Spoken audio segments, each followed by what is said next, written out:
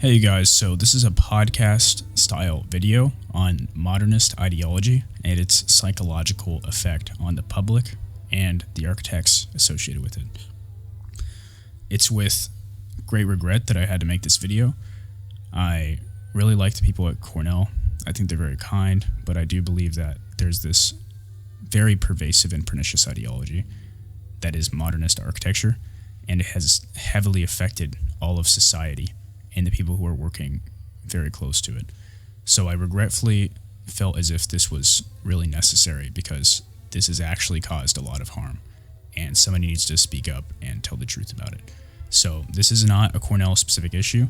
This exists at every major architectural school in the entire world, but I hope here at least it can open the door for conversation in universities across the world, and it can help people see that there's hope for the architectural future. I hope this interview turns a lot of heads and changes a lot of hearts. I'm only speaking on behalf of my experience and my opinion, not of Cornell University. The vanguard of this new traditional movement, his name is Michael Diamant, and he's really been a great proponent for change. He's done a lot in Scandinavia, and he's been the main person who has really brought this to the forefront of public attention.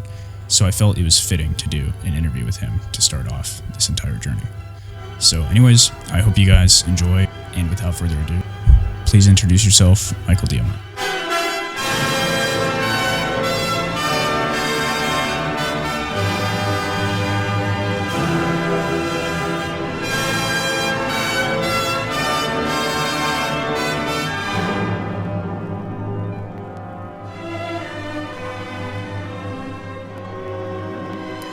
My name is Michael Diamant. I live in Stockholm, Sweden, in Northern Europe. What I have become famous for is my advocacy for new traditional architecture and urbanism, and that I fight for it. That I'm not all this, trying to be nice compromises. No, we have had enough of modernism now for the last 70 years, and we've seen the disastrous results. So I fight a lot about this. I do it on net, but mostly I try to show positive examples, the difference traditional architecture can make, to showcase all the different projects that happen all around the world and show the alternative future. So that was a very, very short summer about me. Well, many of your audience will be, at university. So what is my educational background? Well, I'm not an architect, but I studied society planning, it's called in Swedish. We don't have cities. We have different type of density according to our definition. So I studied society planning with a major in urban sociology. And urban sociology is basically, I read both regular sociology, but also read urban sociology, how we use our cities. Also, one very important thing that I think too few planners take in consideration today, unintended consequences.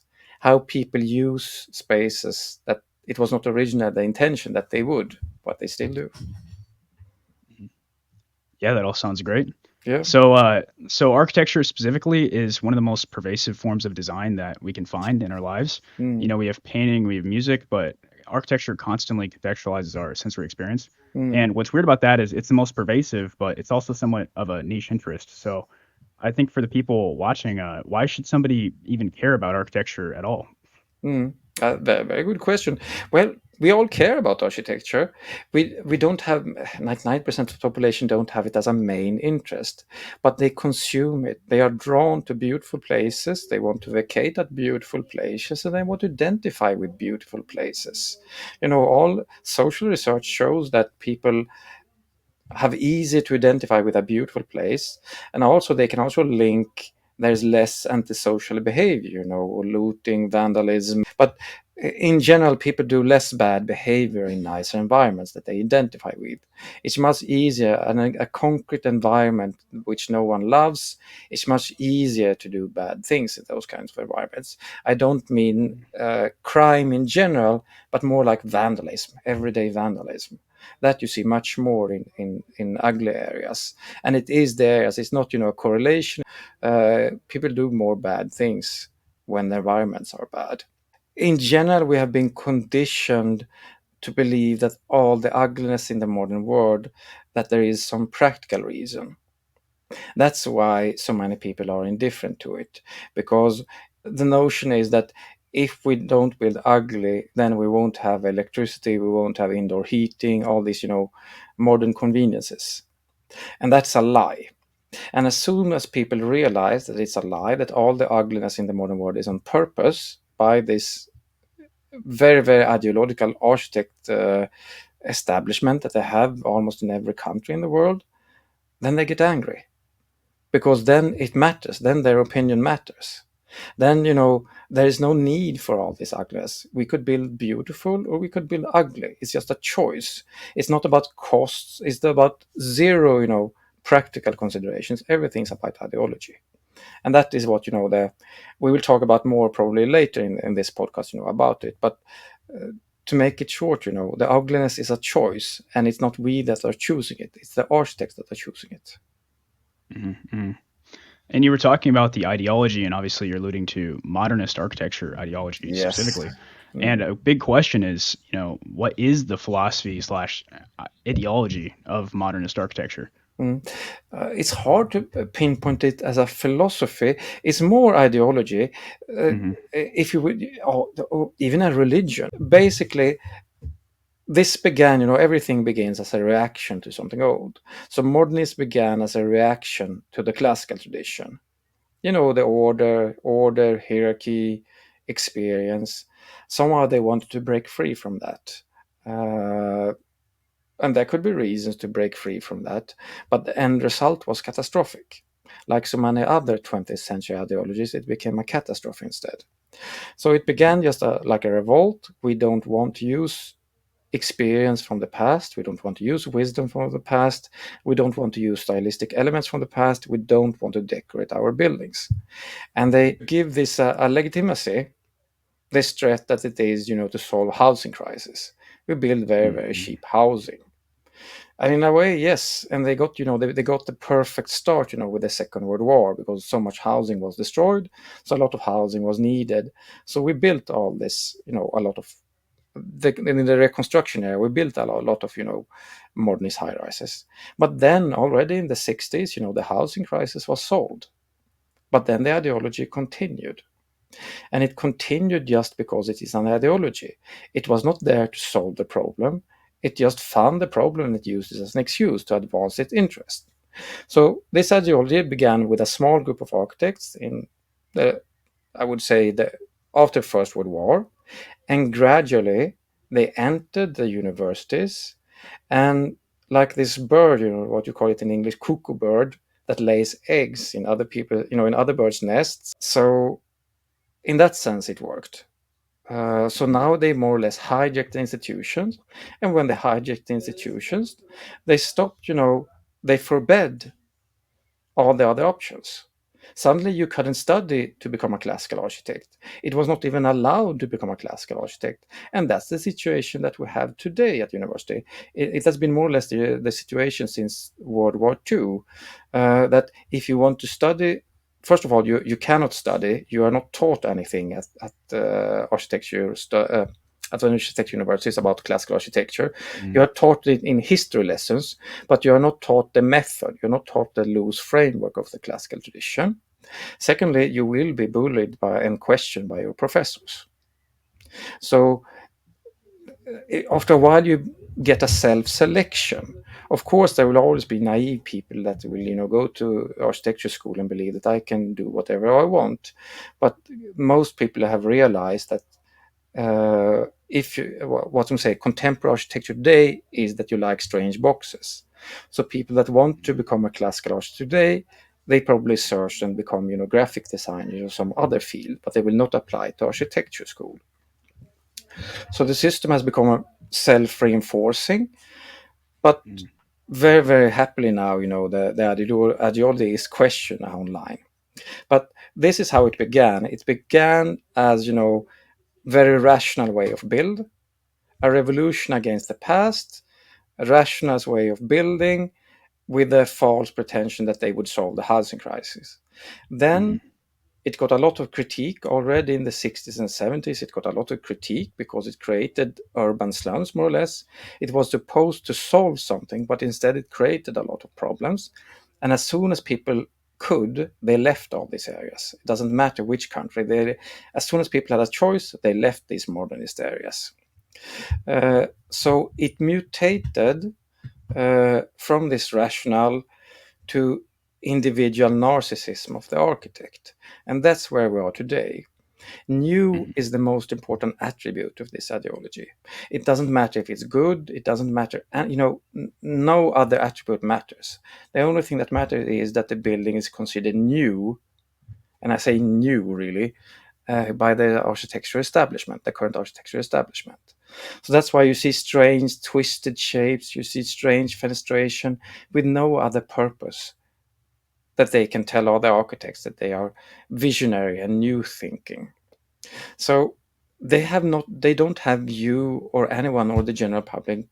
They are not interested in what we think. They are not interested in our well-being. They are interested in getting, a pat on the back by the fellow modernist architects. So now Mhm. it's narcissism architecture 100%.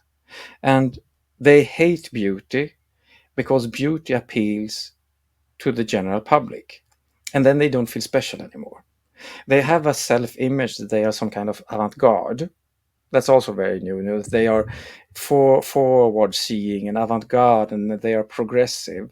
And that's why, looking back to the past would question this whole identity. So they will not allow it. And important to stress, that all this bullshit, because it is just, oh, I'm sorry, I don't will use swear words anymore in your podcast, but all this nonsense that they say, they couldn't have continued so well if not so many other disciplines would have been affected by this way of thinking. You had modernism, and then part of modernism, postmodernism is just part of modernism. It's just this relativist Mhm. mutation that there is no beauty, there is no truth, anything. These architects have been able also to silence critique, and this is equally important. Not only did they create bad architecture, but people that questioned it have been silenced.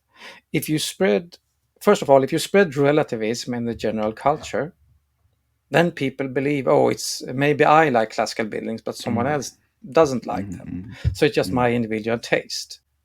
Then they have expert they have introduced. So because they are experts, who am I to question them? They know better. And third, what they always use, and they will use it against you if you start advocating for classical architecture more vocally.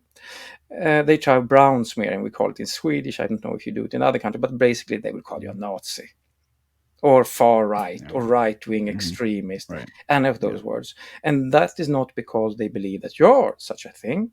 They just Mhm. want to label you in a way so that people will be afraid to associate with you.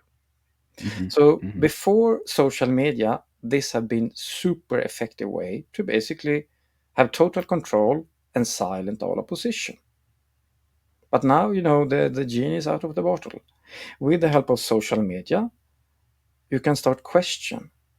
And because I'm not an architect, I'm not within the field, I don't have any loyalties, within the architecture profession. So I can bash them as much as I want, and they deserve to be bashed. They deserve to be questioned because they have created the modern world, and the modern world is horrifically ugly. Mhm. And it Mhm. doesn't matter, which country we are in. Everywhere on the globe is affected. And I would say that the third world is more affected than the Western world because we had a larger, okay, the US, you have destroyed uniquely much in the US compared to other countries. But let's say Europe, our industrialization was in the 19th century. So our cities grew quite big when we still built beautiful. And we tore down a lot in the 60s, but we didn't tear down as much as you did in the US. So we still have a big, the core of every European city is very beautiful still.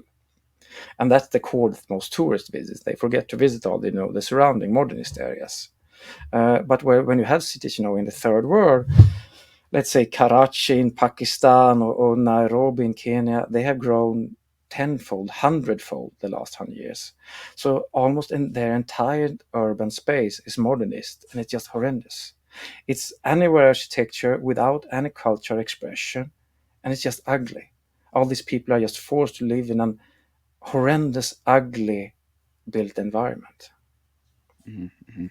When we talk about how awful this, modernist ideology is, and I think it's an important thing to talk about how pervasive it is too, because you would assume this must be some sort of free market. You could go to a traditional school, you could go to modern school if you wanted, and there must be some sort of equal weight.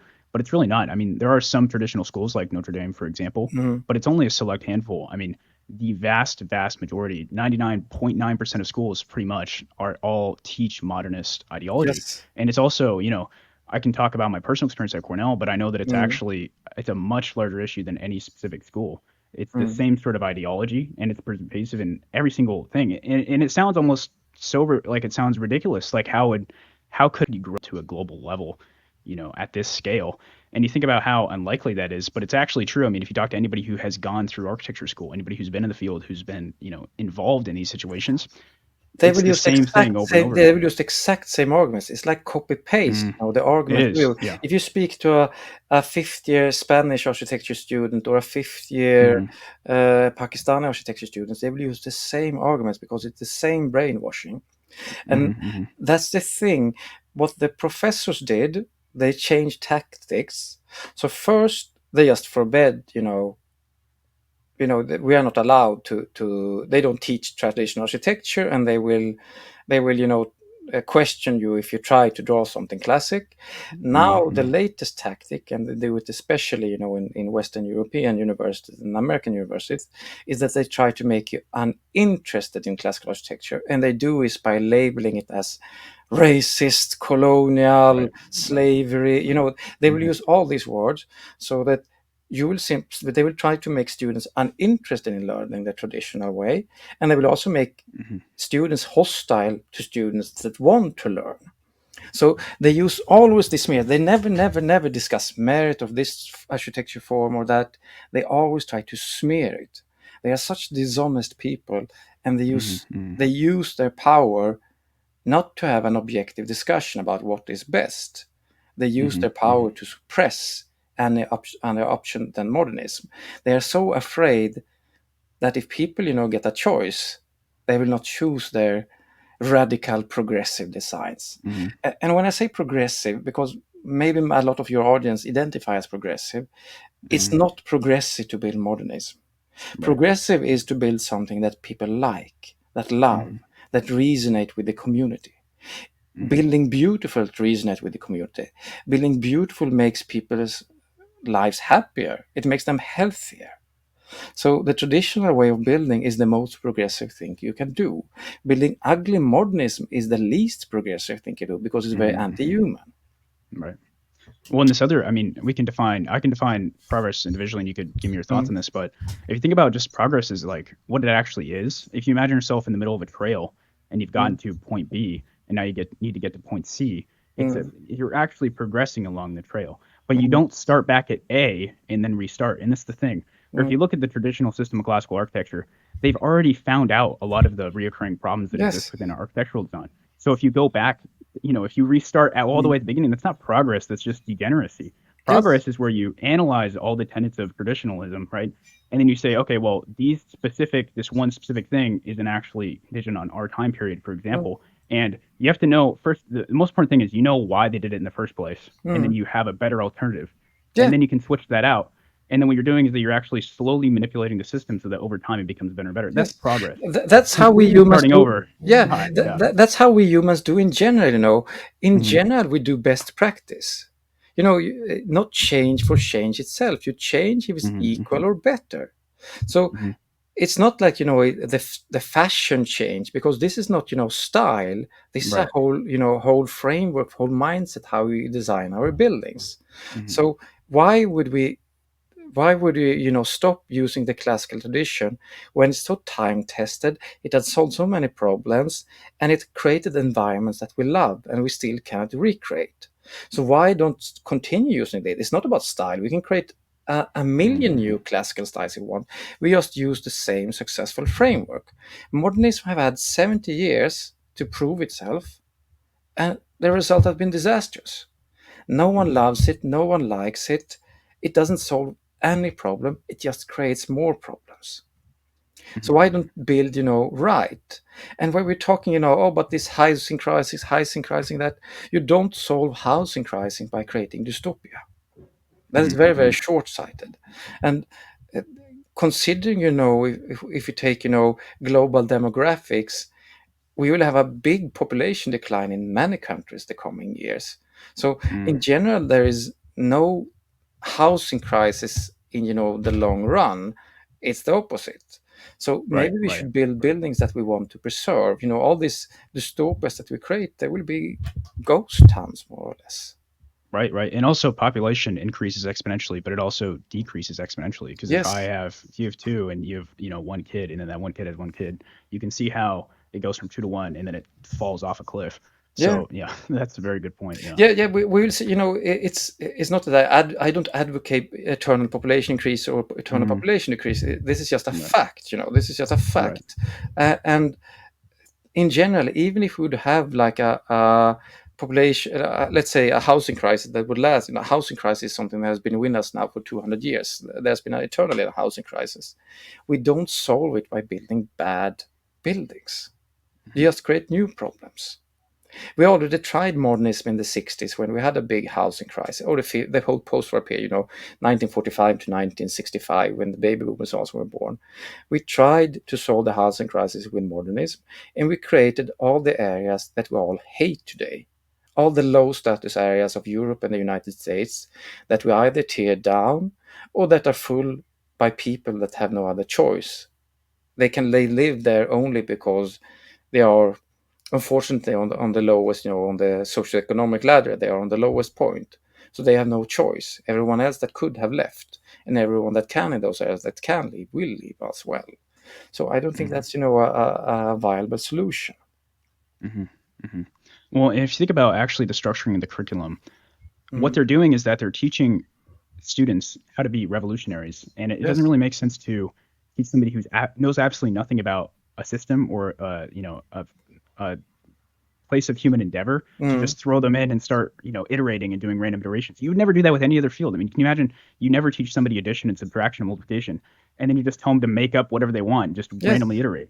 It's ridiculous. Like that actually makes no sense. So what you should do, I mean, you should do is that you should look at what are these students actually going to be doing once they graduate, right? And a Mm. lot of them don't create No. the never seen before first building, right? They're actually just creating normal complexes, right, or something like that. And so you see this disconnect too between the curriculum, where they're trying to make all these Mm. individualists who are putting edge into architecture, and there's a complete mismatch between that. It would make sense more if you had the master's program be the Mm. iterative sort of pushing architecture forward, and then you Yeah. teach Well, people in what the are they first five making years the revolution basics. against? If they don't learn any framework, what Right. rules are they trying to break? So yes, it's insanity. It's also very Yeah. hurtful for their self-image. Hmm. Because I Hmm. tell you, so many architects believe that they are some kind of avant-garde because they have Hmm. been told that at university. Right. No, no, a They're the very establishment. little clique of the best of the Hmm. best of the best are avant-garde. But Hmm. in general, take any other profession. How many dentists are avant-garde dentists? How many, Yeah. I don't know, engineers are avant-garde engineers? You should be a Hmm. good architect. You should be well versed. You should know the tradition. You should know how to make a good average building. Mhm. Well, and I love how, in a past interview, you talked about moving the bottom average up. And I think that's the way you should think about it, Mm, because it should not be, are you making 1.00% of one building that works way better, right? Which mm, isn't even what happens. But that's how they're trying to teach students yeah, to actually create. And then they end up in dead end jobs where they don't actually understand anything that they're doing. But what they should do is that they should be saying, okay, how do we teach everybody so that the average building is really good? yeah. Not this one person who's a genius can do it. So it's just complete disconnect. Doesn't make any It sense is a as far as how they disconnect structure. because if you go in any classical city in Europe, United States, and you take just average corner building or average three-story building in a small Czech city, it will be Mhm. excellent. It will not be a Mhm. masterpiece, but it will be beautiful because Mhm. the architects were schooled so that the how to say the minimum bar of architecture was so high. So Mhm. without much thinking, without much talent either, you could create a good, beautiful, useful building. Hmm. And Well, 95% of all buildings will be average building, not a right. masterpiece. Yeah. And that's Yeah. good. Well, It's like yeah. like our common built environment.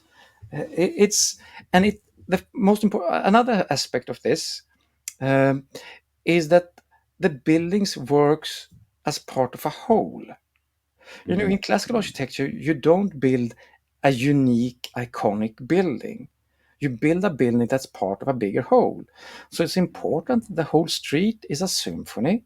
No matter if there are different classical styles, they are, in tune with each other and they harmonize with each Hmm. other. Hmm. So you don't, if you stand still, you can look and admire the buildings, but otherwise the building should just be a beautiful backdrop that lessen your stress without you thinking so much about it. And that's Hmm. how classical streets in general work. You don't think so much about the beautiful architecture. Maybe you stop sometimes and you admire a building, but otherwise you stroll by and you enjoy it without knowing why you do it. Right, right. And I don't think people actually realize the emotional effect that a building or just your environment in general can have on you. Mm, I mean, they've done studies even with heavy traffic, and not heavy traffic in the sense of like normal mm, traffic. It's like really extreme traffic, but mm, it increased domestic abuse by like 6% the night of the that experience. You can mm, look at that study, but and then there's also other studies where patients in hospital rooms that are overly dark mm. and kind of depressing, they have I mean, way higher chance of morbidity. Like their bodily, like even your physiological function is actually affected by your psychological Yeah, environment. because So we you are so think, many. Yes, you can, yeah, because we are so many people now, we can calculate, yes, as you say, macro effects of all this. And in terms of classical architecture, it lowers our stress levels. How can I mm-hmm, say that? Is it because it's beautiful? Well, if you break down what is beauty, I talk about this a lot, it's readability. It's mm-hmm, hmm, readability yeah, hmm, of the right, building. right, You have this right, classical is the three part. They divide the building in three sections. So you have a solid baseline, you have a middle section, and you have a top section. The windows are smaller.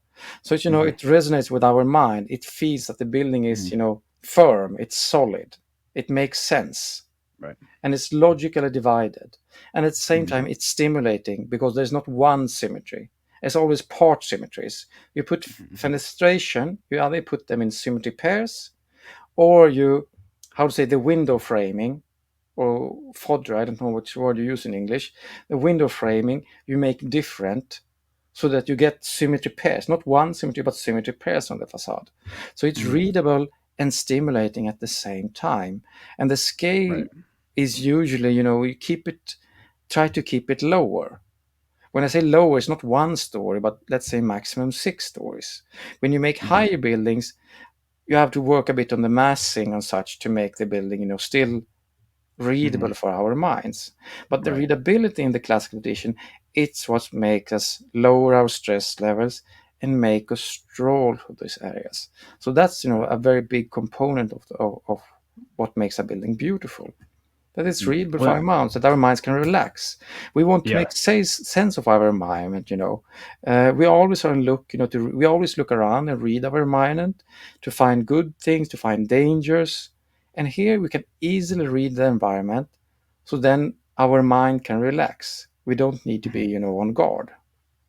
When you're talking about the readability too, I think this is actually the main difference between Mm, modernist and traditional architecture, and it's mm. unconscious design, Yes. right? So if you look at unconscious design, the reason why I can go back thousands of years and I can look at the Parthenon, for example, and I can still experience it as a beautiful building, even though I'm Mm, not part of the Greek culture. I mm. never spoke the language that they spoke. I was never part of their culture. Is because it's unconsciously communicating things. In Yes. any great painting from any sort of era, you can feel what they were trying to say because it's Yes. speaking a language that has Mm. been innate since the dawn of man, Yes. right? And you can look up like I have this book, for example, Get Your House Right, which is I mean, it's a classic. Any sort of aspiring architect Mm. should read it. But they have these do's and don't diagrams, and you Mm. don't even need to the do or the don't, right? You just put left and right, very simple diagram, and you Mm. know innately which one is better. It's an innate Yes. language, so it's completely unconscious. And here's the problem with modernist ideology: it's all about the concept. So it's all about Mm. this intellectual portion of it, and it's not intellectual in the good way where it's unconscious and anybody can get it. You have to have this entire dissertation to explain why the Mm. building is good. And then Mm. the problem with that is it's so unsustainable because you think about it. How would somebody know what the concept is in 50, 60 years without having a giant pamphlet to explain why it's good? It's Yeah. ridiculous. We should be building buildings that somebody can just it just explains itself. It should not Yes. have to be explained intellectually outside of that. How does that make it good? They have no standard for good. That's the other No, problem. no, they So it's have just no like, standard for good because everything yeah, is relative. So they hmm become masterful wordsmiths, or right, yeah, maybe I use old-fashioned English, but snake oil salesmen. That's what they are. yeah, that's It's true. so Yeah, much babbling and so much nonsense about hmm nothing. With the classical tradition and a general classical building, if you know nothing about it, you enjoy it. It's beautiful, and hmm of course, if you know more about, the history, the style, you can experience even more. But hmm in general, you don't need any knowledge at all just to right, enjoy it, because hmm it's, the beauty is, within us. We are, biologically inclined to love it just because of, right, it's readable for our minds. hmm So yeah, the more words you need to explain something, the less true it is, probably. And that's the hmm thing with modernism. It's we use maybe we I use it too often, but the emperor's new clothes is a perfect fable about modernism, right, because right, it's just a lot of nonsense, and a lot of people that invested a lot in trying to be intellectual and say they hmm like it, and they use as many words as they can, and the one that can use most word to express the most amount about this nothingness wins, and get hmm either a hmm journalistic prize or an architecture prize. But it's so much mumbo jumbo, and I really want people to question it and dare to hmm question it. Everyone has been silenced. Oh, I'm not an architect, so what do I understand? You right, understand much more because you are human. At yeah, university, so yeah, they understand less than you do. yeah, yeah. They're dumber. Yeah, they are Yeah, it's dumber definitely true. because they Yeah, don't believe their senses anymore. They believe yeah, their ideology. And hmm if their senses tell something else, they choose their ideology over reality. hmm hmm Very, very much like yeah. communism, I would say. Yeah, yeah. No, it's very similar. Well, and Mm, that's also the other thing is that the common counter argument is how would so many people be fooled into thinking something so ridiculous? Because when you put it, the way when you actually say it how it is, right? mm, You see how ridiculous it is. It's like a giant clown sitting in the middle of the yes. room, and it's amazing. You're looking at it, right? But how can everybody be so fooled by this? And it's like this. I mean, there's historical precedent for tons of people being fooled, and it leading to major catastrophes. In fact, it's the historical rule, not the Mm, exception. So the yes. idea that that could happen in modern era, that a bunch of people can be hoodwinked globally to believe things that are innately insane, that's actually, we should expect that to be happening historically. Yeah, it has happened many times in history, and uh, I think Thomas Edison. I don't remember what type of electricity. It can go one direction or it can go two directions, and I hmm don't hmm remember which one he proposed. But he said that the other one was more dangerous than his, and there's no difference in how dangerous they are. But he won hmm because of that.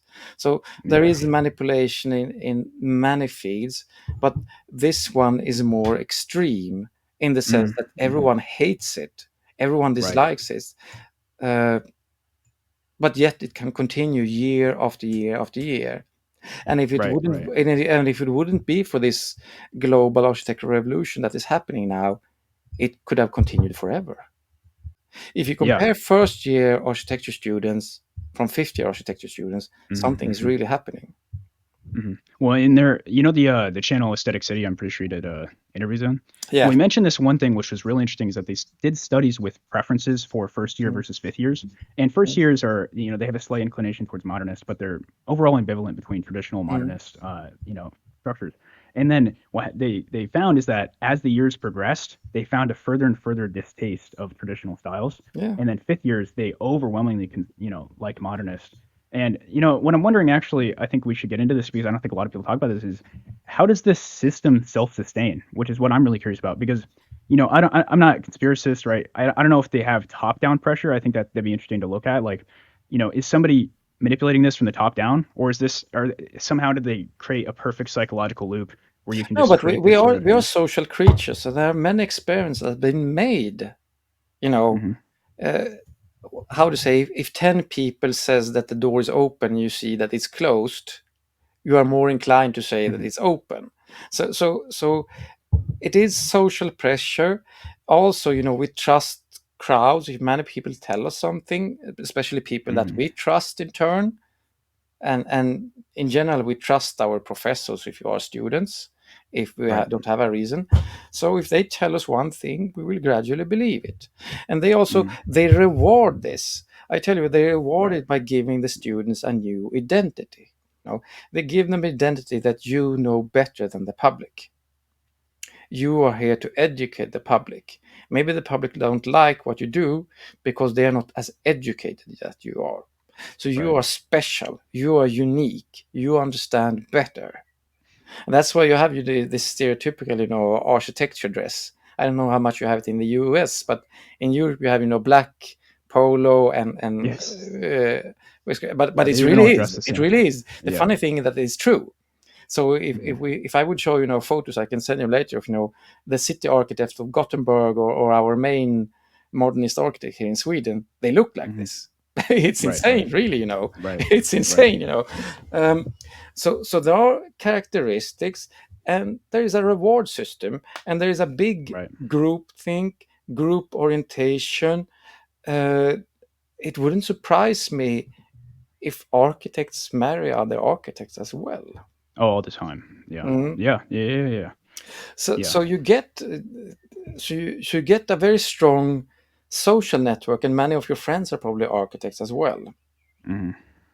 because they share the same interest. So by breaking with modernism, it rewards you with this new identity, but by breaking with it, because it's taboo breaking with it, then it's like the Amish, they do shunning. You are not allowed to. You are like dead to everyone else, and it's not only that you are dangerous to them.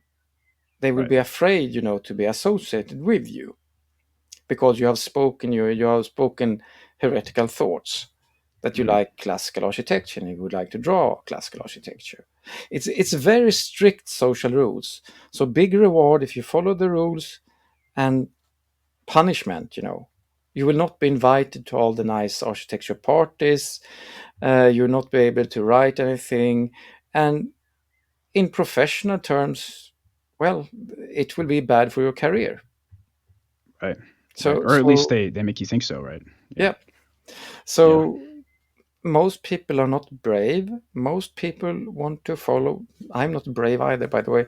So I don't want to, to present myself as something special. So I can be brave in this field because I have nothing to lose, basically, because I'm not an architect. But if you are an architect, you definitely have something to lose to speak out. Mhm. So why should you? Yeah. So most follow the system. I Right. don't think that the majority of people in the Communist Party in China or in the Soviet Union when it existed were dedicated communists. It was good for their careers, and it was bad for them if they Yeah. spoke out against the system. Yeah. Well, and when they sell you the dream of the individualist, Yeah. the genius individualist, that's the star architect kind of thing. Mm. But what's really weird, and I haven't parsed this out completely, but it's a collectivist, like they're all the same. Like, you look at the Yes, designs, they like are that's collective. so Really. weird, right? Yeah. But Yeah. they sell you the individualist dream, and then all their designs look the same. I mean, if you go into architecture, for example, like go into any sort of architecture school, and if you're a Mm. college student, you can usually just do this. Go into their studio, right? Look at the first year studios, which they're usually sectioned off like this. Mm. Go to first year studios, look at the buildings, and then go to fifth year studios, look at the buildings.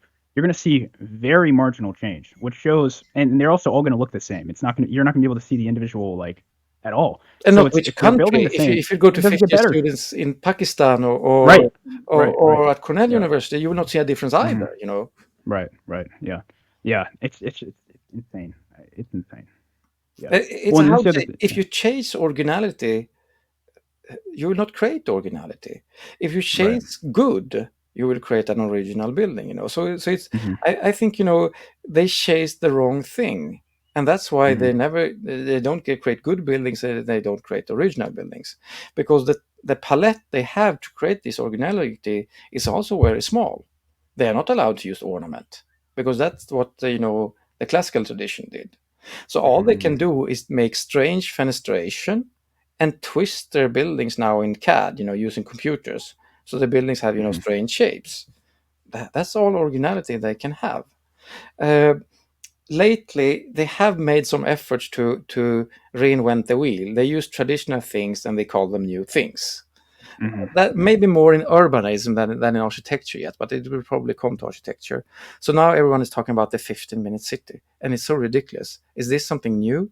I thought every city before modernism was a 15-minute city, the mayor of Paris is trying to make Paris a 15-minute city. Will there be any change? It is a 15-minute city, to start with, but they cannot, admit that they have learned something from the past. They must always invent the wheel again and brand things new, Hmm. because there Hmm. is this fixation with that everything must be new, but it's part also of their view of mankind, that we are better human beings than people that lived before us. Right. And that's also very, I get so frustrated and angry about this notion, because we are the same people as we've always been. We are this exact same people that have been the last 30,000 years. And I would say that Mhm. people that lived 200 years ago or 100 years ago were smarter than we are, because Yeah. with less technology, they created much more. They created Hmm. environments that we yearn for and still cannot recreate. So somehow Hmm. they must have been smarter then. Yeah. Well, when you talk about like anti-traditional with modernist Yeah. architecture, I think actually I was trying to define traditional and modernist architecture in a paper I was writing. And I Mm. realized, one of the best definitions for modernist architecture is just anti-traditional. And I Yes. really started looking at this. I think this is actually one of the best arguments against modernist architecture when we get into that. But, if we have a gable roof, let's make it flat, right? Mm-mm. If you have ornamentation, let's make it completely void of any ornamentation. If Mm. you have, your verticals are lining up and your horizontal lining up, just make a random facade, all the, Mm. if you go from if you go from the outside in design wise, you go from the inside out. Yeah. It's like it's It's the complete childish. opposite, right? And then here's the worst part, right? You look Mm. at why traditional architecture did those things, right? You make Mm. a gable roof because it's more practical, because the damn thing isn't going to fall in, right? Yeah. And then you look at like it's lining up vertically because the eye likes a sense of order, it doesn't like a sense Mm. of disorder, right? And you look at all these things, the reason why traditional architecture, and none of it is arbitrary. This is the other thing. You look at ornamentation, and a lot of people think that the bed mold and Semeric, all these other things, Mm. these are just arbitrary ornamentation. No, it's a consistent theme that's built on thousands of years of tradition, and it's Yes. built to make an innately attractive building that is inherently humane, right? And it's Yes. for human beings to feel good. So that's why it's so anthropomorphic and all these other things. And it But if you works look at it, practically also. It works right? perfectly Well, and practical. So, yeah. yeah. And what's the opposite of that, right? It's inhumane, it's ugly, it's impractical, which is what it is. So you look at, so it's anti-traditional. What is anti-traditional? It's anti-human, and that's really what modernist architecture is. Because Yeah. if as soon as you reject all the major tenets, it just becomes Mm. that. But this is part of, a wider cultural phenomenon, as we discussed earlier, to label tradition as something bad. Mhm. Tradition is bad. It's backwards. It's bigotry. It's racism. It's slavery. Blah blah blah. All this nonsense. No, tradition is human experience. That is what Mhm. tradition is. Tradition Yeah, is also what makes us human. You know, wisdom. wisdom, Mhm. generational wisdom. We learn from people that lived before us. They were as human Mhm. as we were. Of course, we can learn of them. We can Mhm. learn, we learn from reading old literature. Of course, we can learn in architecture as well. And Mhm. especially for all our moderns, our modern problems, traditional architecture offers so many solutions that could help to elevate, all the modern problems that we have. Because many of the modern problems are because of modernist architecture and modernist city planning. So let's try, traditional architecture city planning that has Right. proven to not have these problems. Maybe we Mhm. can find a solution there. If Well, we and another, dare, if we dare, that's the thing. If we yeah. dare to look back, it's right in front of us. We just have to look at it. Well, and the thing is, we're still building traditional buildings. Here's the problem. Mm. So you take all these students and you teach them modernist ideology for all the 5 years, Mm. and a lot of them don't end up building modernist buildings. A lot of them Mm. go into traditional residential housing, and this is where you get the McMansion, by the way. The Yeah. McMansion is actually a misunderstanding of the traditional system. And the problem is, we can ideologically believe, let's say we're all modernists, right? We can ideologically believe we need to move on from tradition, but completely eradicate all of it because this time is so invariably different Mm. than any other time in human history. That's like the core idea. But Mm. the problem is we're still building traditional buildings. And the thing is, when you misunderstand the traditional system, which is innate, it's built in your innate unconscious sense. And that's why you can see Mm. a Baroque building and it looks better than a McMansion, right? Yeah. If you don't understand that system and that system isn't taught, then people will misdo it and it'll look Yes. horrible. Yes, So and then you will get even, a very yeah, low average. Then you will get a low right. average because Yeah, they were yeah. never taught, proportions, and they were never also taught what are the details are for, because many of the Right. beautiful details also have a practical function. They were never Hmm. taught it. So proportions get wrong, doors are placed in a strange way, all these things that we see with McMansions. So McMansions is not it's 100% architects again. They don't Right. Right. architects, they don't know, they haven't been trained.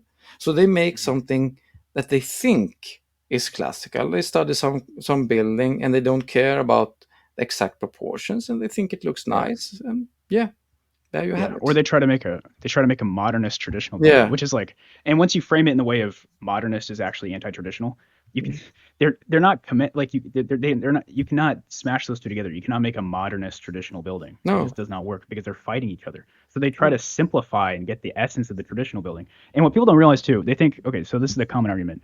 Ornamentation for the sake of ornamentation is what traditional architecture is. And it's like it's not. You look at an order like the Doric order, for example. You Mm. have areas of high detail and then you have areas of no detail where your eye can rest. It's not Yeah. all about the ornamentation. It's as much about the ornamentation as it is about the pauses. So Mm. it's not all just ornamentation all over the place for the sake of ornamentation. It's in very specific places, in very specific rooms. You can create a Yes. hierarchy through the house, right? And it's a very specific, like, how can It's for part of thousands the of years it's part people of get the this fundamentally readability wrong? again. It's part of the Right. Yeah. readability of the building Hmm. to understand what the building is for and how the building is organized, so we Hmm. relax and enjoy the Right. building. Well, and they've done this is really interesting. I'd like to hear your thoughts on this. I think you've looked at this too, but they've done eye tracking software on Yeah. buildings and on animals. So you see, like, so when people look at an animal, you can do eye tracking Mm. to see like where their eye is going, what they're looking at, what they aren't. And you can do a heat map to see where they're most average Mm. looking at, where they're not. And with a human face, the eyes are generally where you look at, sometimes the Yeah. mouth, the nose, for example, but not anywhere peripherally from that. So you can do the same thing with architecture, and you'll see that traditional facades read like a face. And this is really cool because Mm. if you take a traditional building, your eye goes right to the door. And you think, Mm. okay, well, why? Why, right? It is unconsciously telling you the circulation path. And then Mm. you look at a modernist building and you look at the heat map, and you can look at these, anybody can look at these studies all over the place. There's Mm. not even any sense of direction. So it's inherently like people feel confused when they look at a modernist building because it Mm. is inherently confusing. It doesn't understand the unconscious language. Mm. And, it does not read like a face. It's not built for the public. The public prefers a building that reads like a face, like that's Mm. anthropomorphic. They do not prefer a building that has a hidden door because it doesn't make any practical sense. And that's why in a modernist building, by the way, I don't know if you've had this experience. I certainly have. You don't know where the door is. Like you Yeah, can't enter the that is building. very easy. There are many. I had it last. Actually, the biggest experience I had in August when I was in Berlin and visited the rebuilt Berlin Castle. Hmm. Three sides are true to the classical castle, and one side is modernist. And yeah, Hmm. they have to have a big sign. Here is the entrance, because otherwise you Yeah, can't see it. that's how I know you failed. Right? Yeah. Yeah. Uh, but it's in general, modernist architecture, they take pride that they are confusing, because Right. then Right. then the buildings are provocative, and they love Hmm. provocative because that's something good, apparently, in our built environment. When you go to work or get your kids, from daycare, it's good to be provoked by a building. No, I Hmm. see no point in that. It's like they have so strange views of our built environment or what people need. Maybe they need it, but most people don't want to be provoked in their built environment. They just want Yeah. nice, beautiful, and lifting our spirits, inspiring us. That's what Hmm. our built environment is for. I don't think most people want to be provoked at all, in most senses. Life is problematic as it is. So we get Well, yeah. provocations anyway. So When you've talked about this, even they prefer traditional buildings, right? oh They yes, they prefer. do. They Yeah. do. Yeah. Every study shows that they do. And I would tell Hmm. you, if you tell them, if you ask them, do you prefer this building or that building, their ideology will, supersede their senses. But if you would make like a Hmm. blind test and such, I'm very sure that they will choose as anyone else. And we have statistics to show it, where Hmm. they have their offices and where they live. Hmm. Uh, so in many countries that where they have made studies, and yes, they have made a study where I live in Sweden, where architects live, and they are extremely overrepresented in buildings built before 1930. And they are not a Hmm. very, they are not a very high income group. They just have a Hmm. higher preferences than the general public at large in living in classical buildings and working in classical buildings. but they do modernism, of course.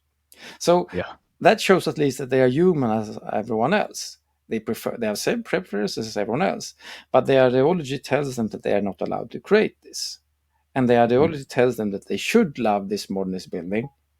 They just don't want to, yeah, live or Yeah. work in such a building.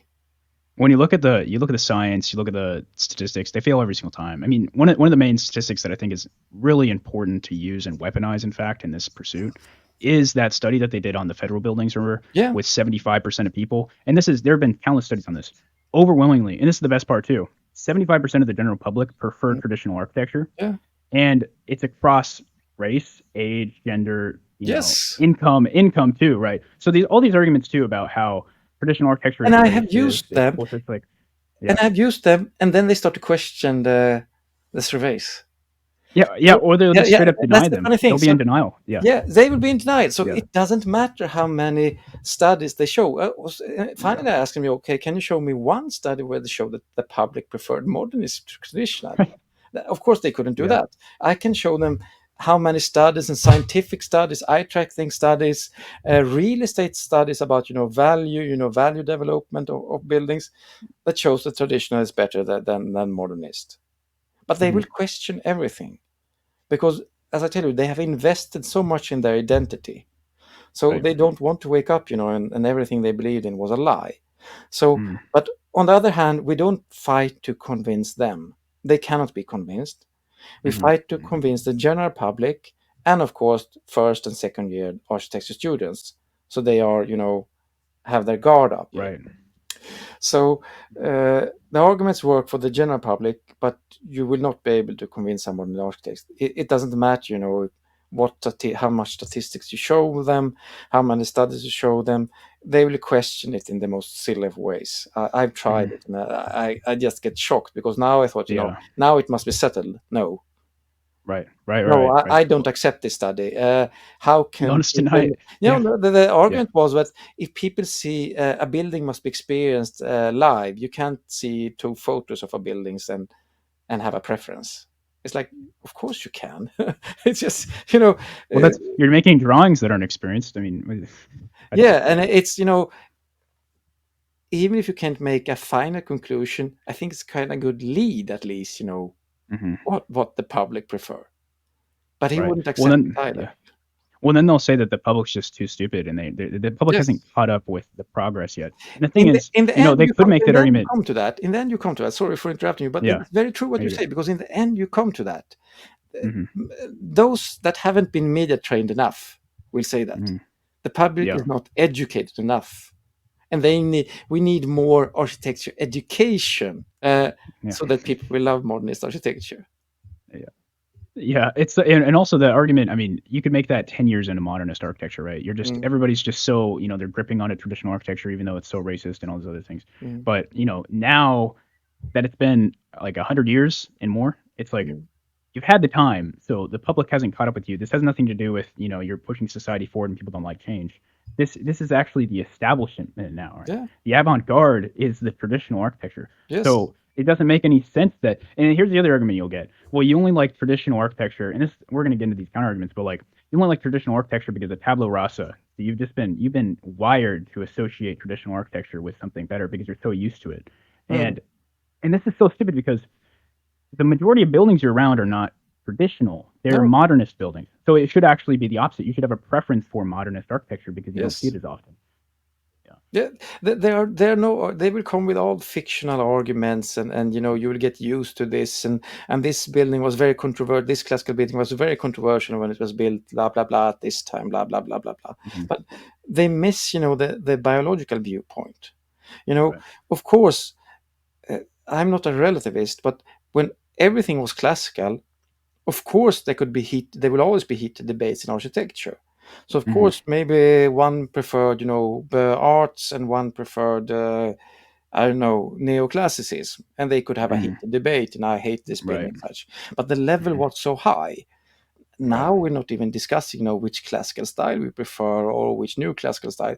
We Right. just want the framework back, Hmm. because now architecture and the built environment is horrendous. And it must be stressed, it's not only architecture. It's a holistic thing. The built Yes. environment is Yes. not only architecture, Mhm. it's lamp posts. Okay, we Mhm. don't have Mhm. telephone kiosks anymore, but you know the hot dog salesman, everything, the Yeah. pavement, Yeah. everything was Mhm. beautiful before, and Mhm. now everything is ugly. Bridges are ugly. Bridges used to be very beautiful. Now bridges are super ugly, just Mhm. concrete. Right. um, Railings are ugly, stairs Right. are ugly, everything's just ugly, ugly, ugly, and practical. Mhm. And Mhm. it's so hurtful for our minds, and our it's so hurtful because never in the history of mankind have we been so rich. So Mhm. why are we so poor, in architecture? It doesn't Yeah. make sense. And it only makes sense when you realize that this is ideology behind this. Well, and with the whole beauty thing, I think for any ideology to actually work well, it has to have some sort of perverted truth behind it. And I think Mm, what they do is that they distort this. And you can tell me what you think about this, but preference exists actually, and mm, sometimes it's related to beauty, but there's an inherent beauty in an object, and then there's also individual preferences. So it mm, could be, I like the color blue, but you might like the color red, for example, right? mm, Now, what the difference is, though, if you take one of Beethoven's symphonies, right, and mm. you have somebody listen to it and you say, "What do you think about it?" They're never going to go, I just, it's so Exactly. ugly, like, right. They might say, actually, I don't like classical music per se, which some people don't genuinely, right? Mm. So they might say it's not for me, but they will never say it's ugly. So that's the thing. No. We can actually recognize the objective quality of beauty outside of subjective preference, right? I could Mm, like neoclassical, you could like Georgian or Victorian or whatever, right? But there's still an objective standard outside of it. Like mm. so they take this sort of inherent truth, which is that there's subjective preferences, and then they just completely run with that, right? And it's like Yeah. it's the laziest philosophy you could possibly do, but somehow it actually works and convinces And people. they make And that's wrong yeah. comparisons also, because they usually try to say, oh, but they often make them like a music comparison. Some like classical music and Hmm. some people like jazz, but no, it's not a Hmm. comparison between classical Right. music or jazz or rock, Hmm. because all these follow a certain framework. You can Hmm. instantly Hmm. recognize if something is jazz, Right. or if something, and they all follow a certain framework, and they are musical. Rather compare it to any of these music forms to experimental classical music, contemporary experimental classical music. I promise you, Yeah. no one loves, likes, or listen to experimental classical Well, music. yeah, it's like the musical equivalency is actually somebody sitting on the keyboard, Yeah, right, and just something like that. just dancing around. Like that's the equivalencies because it's so. I mean, you look at the facade, right? It's just Mm, random because they designed from the inside out. So the entire facade is random. The openings, like that's the first thing you learn. Again, it's like they're messing up things that are so basic, it's insane. mm, But the openings should line up and the solids should line up. That mm, gives you a better sense of structure. But the entire facade is random. And mm. the eye doesn't, we don't like things that are completely random, right? We No, like music, for example, that has inherent chords that we find logical and we find natural, the yes. other things. But yeah. There is a certain rhythm in all music. There are different rhythms. There is a rhythm and there is a composition in it. Mm, So there is beauty, and it's also tried and tested, and it right. can be tried and tested and rejected much faster. If jazz wasn't beautiful, it would have been rejected. If Hmm. if rock wasn't beautiful, it would have been rejected. Right. But with architecture, it's because there are so many other factors involved. It's not that Hmm. you can instantly choose your preferences. You have to take in consideration so many other things when you Right. choose, when you choose where to live and such. So they Hmm. can get away with bad architecture just because of, let's say, location Hmm. or other factors. Well, it's not a fair comparison either because the fields are different. In Mm, music, it's actually more free. You can openly choose what you listen to on the radio, and it's not overly controlled by one group of people. I mean, if you had like some top-down structure in music where the public felt like they couldn't have an opinion on what they mm, liked and what they didn't like, you might have a similar structure. But when people say, "Oh, well, music or architecture," it's just not a fair comparison. I mean, it's a completely different structure. mm. Modernist architecture, it doesn't allow for other forms. Like it's not a free market. It's just not a free market. People can't choose, right? No, they So cannot it's choose. They're just not not allowed to choose, and if they right. They, want they to can have an choose, they opinion are on it. racist. So Yeah, it's so yeah, yeah, yeah, yeah. it's totally insane. But Well, it's not so finally, ridiculous. It's true though. That's what they say. thanks to social media, there's now a rebellion against it, Hmm. and I'm Hmm. I'm very happy. The last there has been the real pioneers. They began already in the 60s, 70s, and 80s before social media, And there were Hmm. some, individual classical architects that, didn't care about the bullying, and they found clients. But now, Hmm. thanks to social media, we can make this mainstream again. Because the goal is not to make classical architecture a niche, it's to make it Hmm. mainstream again. And it's not Right. about style. I hate they are so, stupid. They talk about prefer Right. style preferences. It's not a style. It's a framework and philosophy. From this framework, there's a limited amount of styles that can be created. Right. It's just, basic understanding how, scales, proportions, and how you divide a facade. And Hmm. from that, make what you want from it. Right. How Right. many classical styles are there? Hundreds. And there can be 1,000 more, 10,000 more, unlimited. Well, that's why it's the same thing every single time you say what Mm, style is traditional architecture. You mm, can't because it's a system, right? It's not a fair comparison. It's the same thing with here's another common argument. It's mm, not of our time. We need to build architecture of our time. mm, And I know that sounds even I when I originally heard that I was like, okay, that sounds good to the ear when you originally think about it. mm, But then you think about it, it's like first of all, what time is traditional architecture from? Because mm. you like we talked about this earlier, like you ha- there's no specific time it's from. I mean, it's been an ongoing system for since antiquity past that Yes. immemorially, right? So it's not a specific time. It's actually all of human history, and then the last 100 years we completely changed everything up. Yeah. And then yeah, And then also, so we have to build ugly and dystopian because this is our time. This hmm, reflects our yeah, time. It's very strange also, why is our time so much worse than other times? I thought, that, statistically speaking, we have never had it as good as we have it today. right, hmm, Globally, how many people are in school now, like, first or second generation in hmm, school? It's an hmm, amazing revolution that has happened globally. That we never before in our history we have had it so good. Shouldn't that be reflected in architecture? Why is right, our time so dystopian that we only can have sterile anywhere glass boxes without hmm, cultural expression? It's the whole argument is very, very irrational. right, Again, it's just to suppress argument and thought. hmm, Never ever will you discuss merit with a modernist. Never right. ever. Because You can they try, don't believe in an objective but standard, right? no, you can try, but they will not discuss. They want to discuss it. They want to label you. Just and also the other problem with that specific point too is it's so unsustainable to build buildings for our time. Because what does that mean? I mean, what is the building going to look like in 50 years? It's going to look like grandma's curtains, right? Mm, Nobody wants floral patterns or like it's going to look like, the style of dress was 30, 40 years ago. Nobody wants that. It's out of style. Now we tear it no. down. It's completely unsustainable. It's just not a sustainable way to work. We do not need to build buildings for our time. We need to build buildings for humanity for all of time. For And then time, and yes. yeah. Buildings Yeah. that basically, an ecological building, I stressed this a million times, is a building that we want to preserve. And we Mhm. don't want to preserve ugly buildings. So a building must be objectively beautiful. Then Right. we'll find new purpose for it. Then we will fight to find new purpose for it. We will not always succeed. But in general, classical buildings will get longer lifespan than modernist buildings because they are beautiful. Mhm. You know, where I live, we tear down office buildings from the 80s and 90s already. And no Mhm. one fights for their preservation because they're Yeah. ugly. Why would we Yeah. care, that the developer tear them down?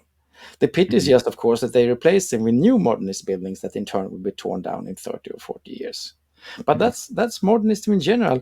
You create buildings that are only pure function and that are ugly, so people Mhm. don't care about them and they don't reuse them. Well, Why we they're not reuse even old functional factory, either. we reuse, old factory buildings, old mill buildings. We repurpose to Mhm. luxury hotels and luxury residents today. But no one would ever do with a modernist building. The only option is to tear them down because everyone Mhm. are either hate them or are indifferent to them. Mhm. Well, and this is the other thing we talk about, like beauty is a function of readability, or at Yeah. least that's part of it, right? They Mm, talk about how, I don't know why this is such an like everybody believes this in modernism though. If mm, something is beautiful, it must be impractical, and it's mm. actually the complete opposite. Think about it. Like people say, oh well, traditional buildings are beautiful, but modern buildings are practical. Well, they're not actually. A flat roof is not practical. That's No. not practical. It will cave in. It's not built to hold any sort of load, right? And the other thing is the readability of the facade is a function of beauty. And if you can't read the facade, that's not practical. If I don't know where to enter the building, that's not a practical design, right? So, And so if you it's this don't know constant what argument, type of building it is either, you have to have a big right? sign that says hospital or said police or anything. If you know, if you Yeah. can differ between what type of building, that's also very, readable in the classical environment. Hmm. There's a very, you can see if it's an institutional building or not. That there's a certain pomp to it. So yeah, you are very right. It's, beauty is practical because we Right. like it. It has many It's a health function. benefits, and as I told you, you have all these beautiful ornaments and all these beautiful details that have a very practical use. They are Hmm. often Hmm. against, climate, either mold or rain. So you have all Hmm. these different solutions, and to hide them with, beautiful ornament or plaster work or something Right. similar. But it is a practical function. And we Hmm. notice now, with modernist buildings that we get all these kind of strange problems because they've forgotten tradition. Hmm. Well, in One, the innate way we read. Yeah. yeah.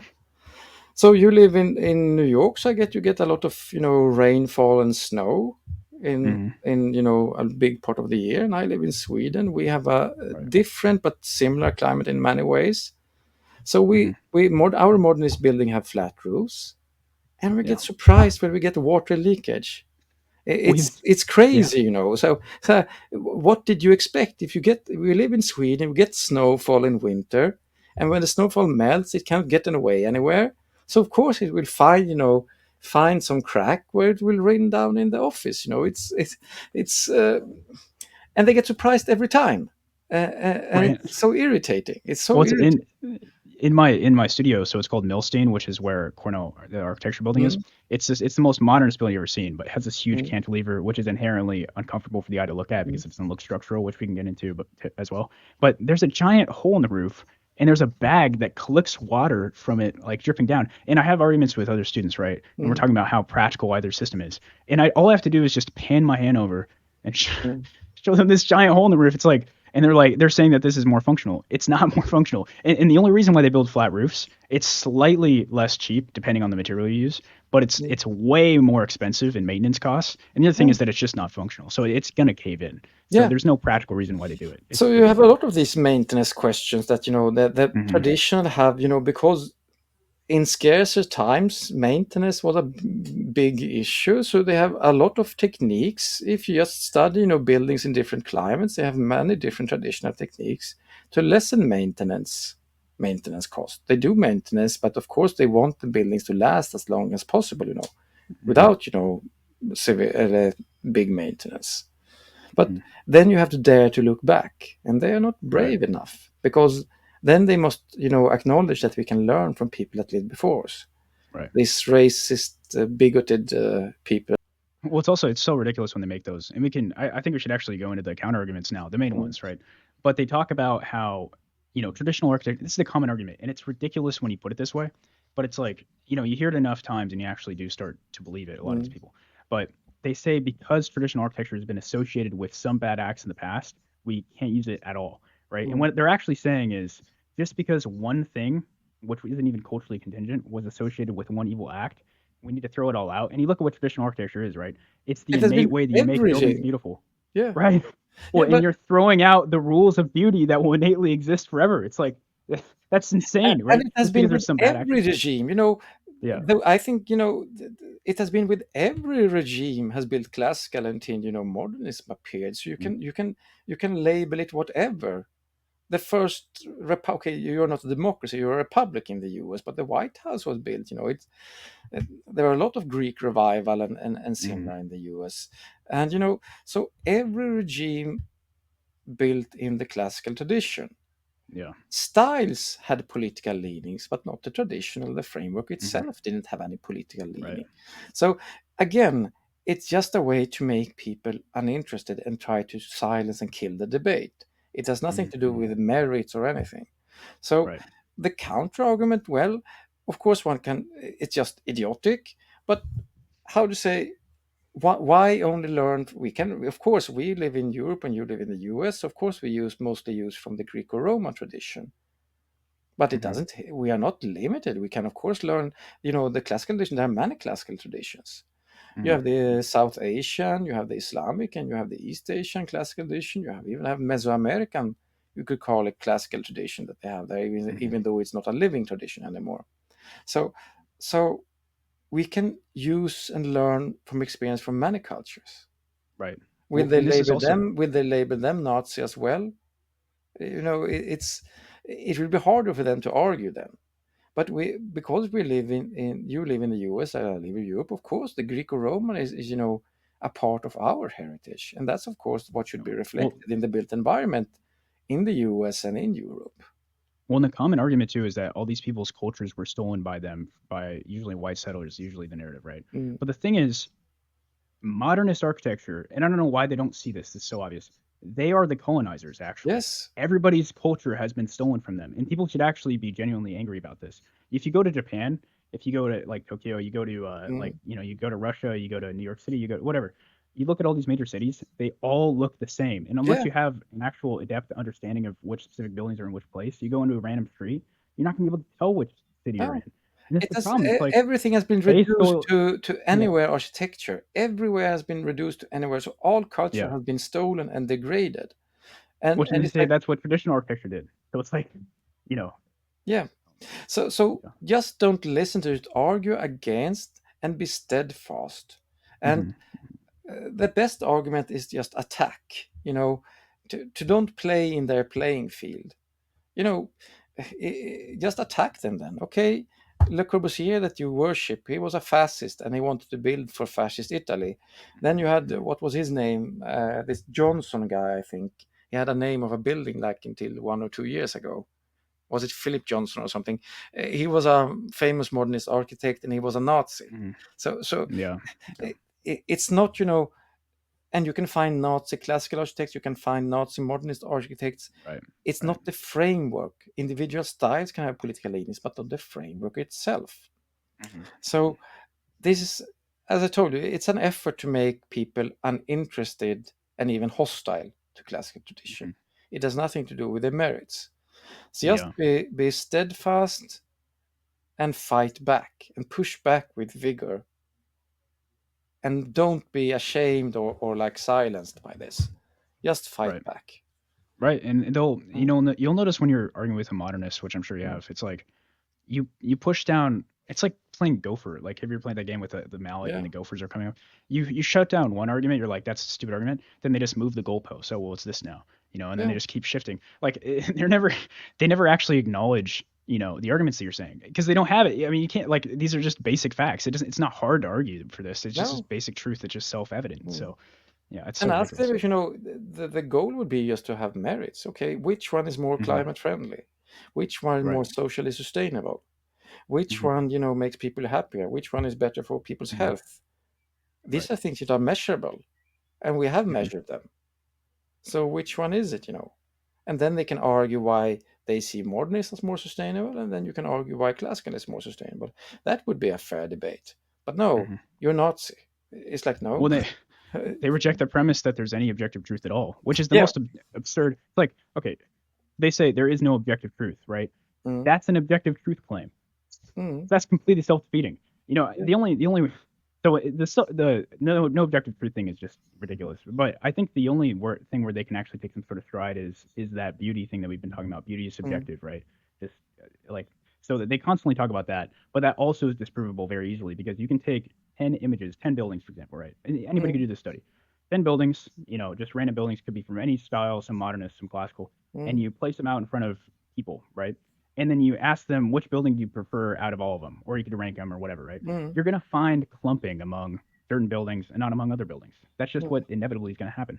And what that tells you is that there's some sort of selective preference. If you take a bunch of subjective preferences, they compound into an objective sort of standard, mm. right? So you can do the studies. If it was actually all subjective, you would find a random distribution among preferences, which is what you don't find. And it's like all beauty is subjective. Okay, how about I just cut your hair randomly and just cut off random parts of it and Yeah. make it completely disproportionate, and then we're Yeah. gonna see how subjective beauty is. Yes. Like, It yeah, it doesn't exist, and the question is, they are in the architecture field. Why haven't they made surveys what people prefer? Isn't it very strange? yeah, that's In a good every point. other field, they try to find out what the public likes, except Yeah, architects. They never seem to yeah. care what to find out what people like. So it's Hmm. like it's always this mystery. We don't know. Some people may prefer that, and some people may prefer that. Well, you have had like 100 years of modernism. Can you please try to find out now what people prefer, actually? but they are not interested because they know Because that they they will lose. get the wrong answer, of course. Yeah. Hmm. So it just fight them with knowledge. And most important thing is to know that you don't need to be an architect to argue with them. You just need to trust your eyes and your senses. You don't need to have this university degree. You don't need to be an Hmm. architect to have opinions about architecture. And you are the majority. A Right. majority, an overwhelming majority, prefer classical architecture. Hmm. Most people lack the vocabulary to express specifically what they like. They just feel that they like that more than they like Hmm. that. And Right. yes, we know that because people like to go to Italy and like to go to France, and it's not a coincidence. So Hmm. yeah, they don't Yeah. like to go to Well, Edmonton. So yeah. Well, in okay, so a big thing I think that a lot of the people in the comments probably gonna mention is this. This is one of the main arguments they make, the mm, economic and efficiency argument, which is that traditional methods may be costier and less efficient compared to modern construction techniques. And I know we've talked a bit about this, but could we please, just flesh this out because this is a really common argument. I think it's really important to dismantle. yeah, okay. You can build traditional buildings in two ways, and I would say that 90% of traditional buildings are built the same way as modernist buildings are built today.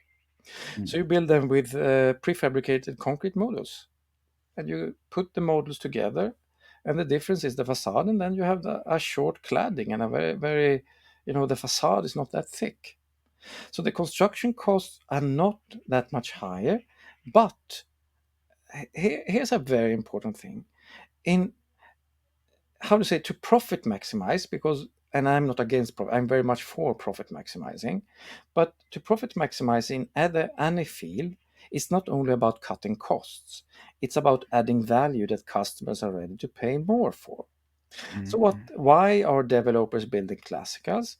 Well, they discover that, let's say that they add 5 or 10% more on costs on the beauty, then they can sell for 25 or 30% more. So it's profit mm, maximized. A little more investment, they can earn even more. So it's profit maximizing to build beauty. So mm, that's one thing. But modernists, architects, they can't offer the developer anything that customers are ready to pay more for. No one will pay more for a strange angle building with strange fenestration. So the mm, only option there is for the developer is to cut costs. But with classical architecture, you can do it twofold. Of course, they will try to cut costs, but they can also add value to create mm, profit maximizing. And I okay. prefer that we get back to that developers will fight to add value to profit Right. maximize rather than to only cut costs. And Mm, then we have to have a general, the more classical architects there is, because how to say, we are habitable creatures. So of course most developers have found their whole supply chain. So right. to build classical buildings they have to find a new supply chains and new people that can deliver different things to them. So Mm, takes a little effort, and as long as the old system works they will stick to that. hmm. But if they dare to One. try something new, they will, of course, you know, uh, all developers that discover classical architecture, they continue with it because it's profit Mhm. maximizing. It's not Yeah. altruism. I want to be nice to someone that I build this classical beings. No, I earn shitload of money off it, so that's why I do it. Mhm. Well, the thing is too, you see, like what actually traditional architecture is a lot of the time, it was heavily based in proportion, right? Mm, And proportion is one of these things. It's the easiest thing to say. When you divide a facade, it does not cost mm, any money to change the proportions. That has to do with an educational flaw with a lot of mm, architects. So it really starts at the pedagogical level because these mm, architects don't know how to design. This is also a common argument, right? You see this on common social media. Young mm, architects usually say this. The reason why we can't build traditional, we want to build all the ornaments and all the detail, but it's just too costly. And that's the reason why we can't, but we want to. And the thing is, they could be given all the money in the world and they would not be able to build no, traditional buildings no, because it's they just a don't fake know argument. how. Yeah, Yeah. right. Yeah, yeah, it's complete fake. It's so stupid. And also, you look, okay, so here's another thing. You look at the most expensive buildings in the world, they're Mm, all modernist, besides this one, which is, I think, the Islamic Temple, which is absolutely mm, massive. But because of how big that is, I think we picked off the list. And you might even say, there's a selection bias because all these schools are modernist. It's like, okay, well, mm, let's look at similar buildings. I mean, one really good example that I think is very interesting for people is look at Vegas. And mm, these are some of the most expensive buildings actually built in the entire world. But you look at things like the Wynn or the Cosmopolitan, and you compare them to it's like what's funny with Vegas is that it's all tongue in cheek, but it is kind of like an interesting comparison of traditional versus contemporary or modernist rather.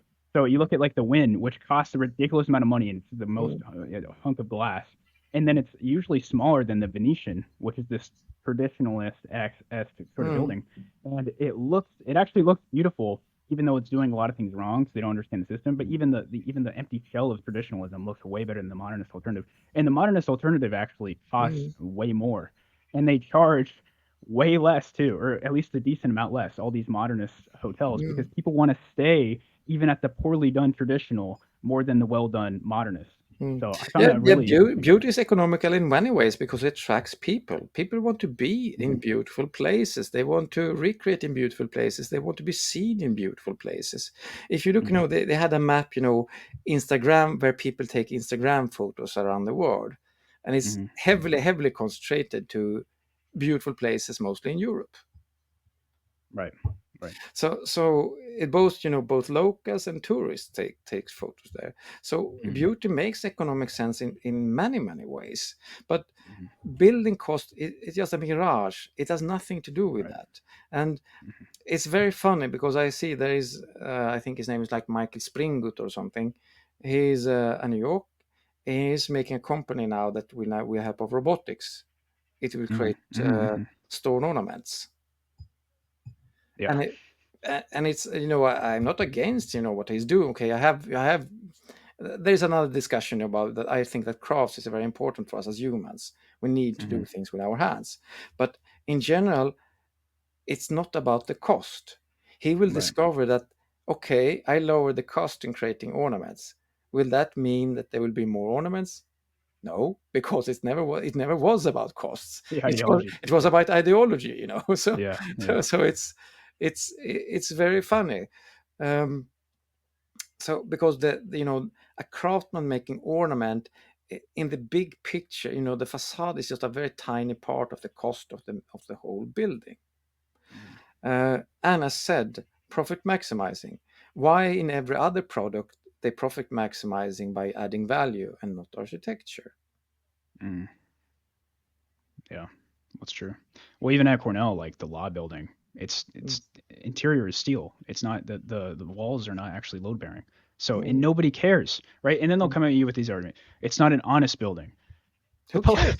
who cares? I mean, it is the thing. It's just so stupid. I mean, like the Greeks, we've been doing this for thousands of years, like the triglyphs, Mm, for example. mm, That's not actually, it's supposed to represent a beam end. There's some mm, historical debate about that, but it's a structural form that reminds mm. us of something that is beautiful. And we've been doing this for thousands of years. Who cares if it's honest or if it's actually specifically true to its form? If people like it and it makes people happier and it lowers states of depression and it genuinely makes life and meaning just better for the human, right? Who cares if it's philosophically dishonest, however you might define that? It's a Yeah. ridiculous argument. And Yeah. why must honest architecture always be ugly? That's also a question. Yeah. So Yeah. all this about honesty is something that they were taught at university to say. Hmm. They parrot Hmm. it, and they will parrot Yeah. it no matter where you go in the world. It's just a parrot phrase. So what does it mean, honest architecture? Hmm. That is not classical, of course. Otherwise, it's no problem, and the other building don't need to be honest. But the honesty part is also very provocating, that they use these phrases as you mentioned. Is this the most important attribute that most people will care about when they see a building? Yeah. No, I don't like this building because it's not honest, said no one ever. No. Yeah. So, Even modernists. uh, Yeah. so it's like ivory tower discussions that no one Hmm. outside the field have. Yeah. Yeah. Well, For and them, also, it's not the most important attribute of a building that it's honest. The most hmm, important attribute of a building is that it's good, and good right. includes that it's beautiful. Right. Right. And it's good for the majority of people who are actually using it and Yeah, are affected by it. It's for yeah, the public. The yeah. architects don't. This is the other thing that's, it's difficult to wrap your brain around if you haven't been around these kind of people, but they do not care about the public. They Mm, actually despise the public. They belittle the public. They think they're stupid, moronic, mm. incapable. They just they just don't know what they're talking about. It's you're making a service for the public and the public hates the service that you're giving them. And then you berate them and you say that they're stupid. It's like how narcissistic and demeaning can you possibly be? I mean, it's just it's Oh, honestly trust ugly. me, trust me. I know, I've been around them for so many years Yeah. now. It's Yeah. it's horrible in a way. Hmm. But this is the identity that they are sold, that they are special. Yeah. And that's why it's so hard for them to break with them, because here they have something. And if they question this, they are nothing. They are outcast, and they even realize that they know nothing. Because Yeah. what do Yeah. they know? What do they know? They know nothing. They cannot create. Hmm. You're an expert if you're good at something. But what exactly are modernist architects good at? They can't create architecture that lasts or that anyone like. They can't Keeps the create water out. city planning that anyone like. Okay, Yeah. so what is your purpose? You have no Yeah. purpose. Yeah. Yeah. Yeah. And that's why also I think that's why it's so effective as a strategy psychologically. Like Mm, once you tie somebody's identity with the ideology, they mm, ripping them apart from the ideology is like, you're fundamentally challenging who they are as a mm. human being. Yeah. And then they go through a complete, you're going to go through a paradigm shift and that's going to be extremely uncomfortable. Nobody wants to do that. But you're Mm, actually they feel like that you're tearing a part out of them, like ripping their limb off. I mean, that's actually what it feels like psychologically. mm, So if you naturally, this is what makes it so pervasive in my opinion, is these people associate this ideology like you're talking about with their own mm, identity. If you challenge the ideology, you're challenging them per se.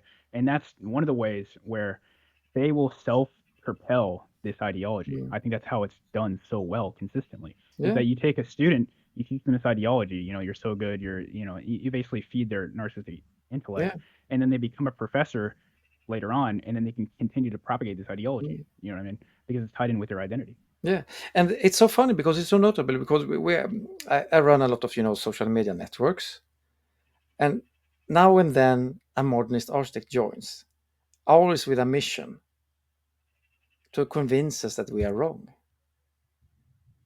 And it's like, okay, so why are we wrong? And then he will use all this, not of our time, beauty is relative, and all this nonsense, and it's so personal for him. That Hmm. people Yeah. love classical and new tradition, it's an insult to him. It's like Yeah. they feel really threatened about it. They feel Hmm. threatened to their life. So Right. so it's really personal. Yeah. Well, it's like And I Stockholm notice it syndrome. on Twitter as well. I never Yeah. care about the modernist accounts, but they always come to me because Yeah. questioning their whole identity. That's what Yeah. it feels. I Yeah. don't question their buildings, I question their identity. Well, the thing is, with these people, it's like I don't think. I mean, there's plenty of people who have historically done really evil things, and they've been just normal people. So I Mm, don't think these people who have been hoodwinked by this ideology, of which there's, I mean, countless. I don't think they're evil per se. I think they're just very confused by the system. yeah. And it takes a certain personality to adopt all these narcissistic sort of things that are foisted upon you. But they're using this ideology. They're attacking you through social methods, through correlation methods of associating traditional architecture, for example, Mm. with like colonization stuff. So it's extremely psychologically manipulative, and they're using all this manipulation. But I And don't also all think, these excuses, always all these yeah, excuses. yeah. So it's not our When I just fault, feel it's, bad it's for them. I mean, developers' fault. Okay, so if we give you yeah, total freedom to create what you want and total freedom of budget, will you build a classical building? No. So, no, they won't. Yeah, uh, yeah, yeah. I just feel bad for these people. Like, I don't know. I I see don't feel also bad for first them year anymore. architects. I Oh, began feeling bad for them, but I've been so radicalized, during the years. So it's like yeah, you're total bullshitters. You believe in this bullshit ideology, despite you can see with your own eyes, you see with your own preferences, yeah, yeah. and you prefer to live in these lies and propagate this lie, Mm, and this lie affects us all very negatively. So yeah, right. you Yeah, do. I'm, I yeah. take no prisoners anymore. I So see that. Yeah, yeah. if you're allowed, if you, of course, if you leave, you're more than welcome. But now the damage they do to our built environment is so enormous, Right. and they Yeah. won't stop. They won't stop Yeah, until we they will continue. until Yeah. we stop Yeah. them. Mhm, mhm. That's how it is. Yeah. Well, I That see. I mean, yeah, we see, every year there are new ugly buildings proposed. We stopped 9 crazy buildings in Stockholm. Out of 10 crazy buildings suggested, we stopped 9, but one mm, get through. yeah. So our city gets uglier every year, not Right. more beautiful, because they get some new strange building. And they always want to build it, in central. They always want to build it in our classical city center. Yeah. They don't want to build it Mhm. in some ugly suburb. They always want to build it and ruin our classical city center. So Right. that's the disturbing part. They always want to tear down something beautiful and replace it with something ugly. Yeah, they've just been so distorted. I mean, I see first years too, and they're just so frustrated and overworked, Mm, and they know innately that there's a problem. Like they know that this makes no sense. Like, and then mm, you ask them. This is what really confuses me. Okay, I go up to these mm, students, right, first year, second year. I say, "What have you learned this year?" mm. They cannot say a single thing, and I'm not even exaggerating. They No, just say, "Oh, well," and here's the argument too. Oh, well, unconsciously, you're sort of getting a good sense of design because you're unconsciously learning it, through years of experience. It's like you can't list one thing that you've learned the entire year. I mean, it sounds ridiculous, but that's actually what it. They don't know no, what but they're doing. that They don't know how that to is design. true, and I know it first time from here as well. I was at the student exams at our technical university for architecture Mm, students. I was a one for when they showed all the exam works. I was there because there was a classical architect. Yes, he was very bullied. Uh, that had an excellent project that he showed, and I looked at all the other students, and it was like they played with clay and put little dots in a landscape and made this ridiculous strange forms, and it's like there's no sense of reality in anything yeah. you have done. Well, yeah, and the It's like professors will encourage that behavior. yeah. Yeah, I mean, I used to think people dropped out of architecture school a lot because of how overworked they were. That's what I Mm, originally thought going in. But mm, now I see, I mean, these are like, especially where I'm from, like these are Ivy League students. They're not, mm, they're hardworking individuals and mm, they're pretty intelligent and competent and all these other things. Like they're not dropping out because they're lazy. A mm, lot of them dropped out because they don't make sense of it. And then they think it's just because, oh, I'm just don't think like an architect, right? But it's actually because this ideology is just so ridiculous and anti-human and anti-sense. It just doesn't but make any it's sense. just a big So, scam. So you go, yeah, because in America also you pay for you most usually pay for your university fees, yeah, and like have a big student debt. And what did I get mm, from it? yeah, I get a diploma. Okay, that diploma, and then I'll go to an architecture office where I have to learn actually something at least. yeah, And then yeah. an AI will come and replace me. So good. Because When you need the I cannot bring any value at all, to the yeah, client. when you need the degree to practice. That's the other thing, right? Yeah. It's an accredited so that's the thing. You have to go through all of this programming. You Mm, have to be bombarded with all this ideology. You have to do that to be able to practice. Besides like Notre Dame and those other five schools or something that mm, exist, I think in the US that are traditional. The overwhelming majority of students, it's not even an option. This is the other thing. There's not really an alternative, mm, right? No, like you have to be bombarded by this ideology. It's really unfortunate. I mean, it's really a sad state of affairs. I think mm, everybody should be very angry, quite mm. frankly, about this. They should Yeah. be very frustrated. But now there is hope. There have been many for the last few years. That happened a lot. Yes, in the U.S. there was Notre Dame was alone for a long while, but now there are at least four or five other places where you can study to become a classical architect. So at least something has happened the last 5 years only. In Europe, at least we have got summer schools now, and now at Trondheim University you can make a master in classical architecture where you actually learn something. So Hmm. things are happening, and the most important thing is that more people are getting aware that ugliness is a Hmm. choice. So it's not only negative now, there's a lot of positive things, but because of these positive things there is also more conflict, and there is more clash, and there is a conflict Hmm. between the ideologies. So yeah, we there will be more turbulence, the coming years, because we are fed up with this nonsense that destroys our built environment. And Hmm. we don't want to politicize this. It's not a right or left question. Right, You right, know, right. as said, individual styles can have political leanings, but not the framework in its entirety. Hmm. Just learn how Hmm. to design a very beautiful building. Then you can choose which style you prefer or create a new style. Just use the framework to create a building that resonates with people's minds. Hmm. Yeah. Mm. One that study earlier shows that it's Yeah. not a political issue. It's across political domains, and it's Yeah. the percentages even. And it You know? must stay Yeah. that way. They will Right. try to frame you as far right or Republican or Right. anything, but it's Hmm. not a far Not right a or political. Republican. Hmm. Um, but it's not a left and right issue. It should never be. No one should frame it that way. It's a Hmm. bipartisan issue, and that's how it should be framed. And Yeah. push back whenever someone tries to label you in any camp. Push back. Mm-hmm. It's not a left and right issue. It's not a Republican or Democrat. It's Mm-hmm. human issue, human versus anti-human. It's not Right. only Greco-Roman. It's all traditions. Right. And we Yeah. haven't had a new building style in, 50 years or even Oh. however longer. So if you're actually you are liberal, right? You're on the side of progress. You want to see society Mm, move forward. You care about humanity genuinely. mm, You have a lot of empathy, let's say. mm. You should be on the side of traditional architecture. Yeah. Modernist architecture is stuck 100 years back with its Mm, philosophical premises. yeah. I mean, like also you look at a building in the 70s and a building in, 2020, Mm. what progress have they made? I mean, the Nothing. average modernist building is still crap.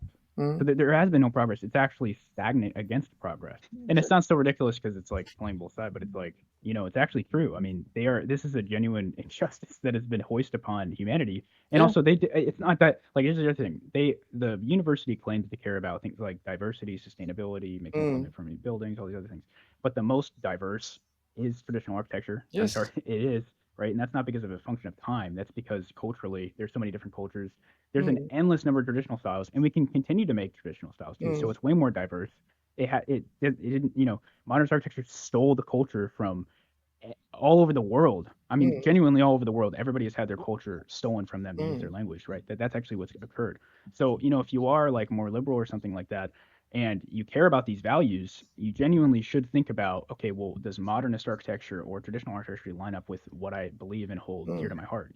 And I mm, think you'll find traditional architecture does. So that's what's so ridiculous. I come into the administration, I talk to, mm, these people who are in these fields, and I say, hey, like, this is what you say you value, but you really don't, because mm, then you'd be building traditional, but they don't build traditional out of ideology.